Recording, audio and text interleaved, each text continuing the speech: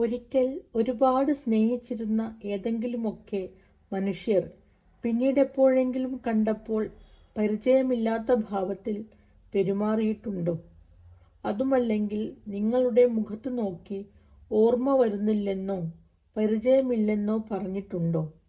കുറച്ചു പേർക്കെങ്കിലും അത്തരമൊരനുഭവം ആരിൽ നിന്നെങ്കിലും നേരിടേണ്ടി വന്നിട്ടുണ്ടാവാം. അത്രമേൽ സ്നേഹിച്ചിരുന്നവരാണെങ്കിൽ ആ ഒരു നിമിഷത്തിലെ അവഗണനയിൽ നമ്മൾ അങ്ങേയറ്റം തകർന്നു പോകും.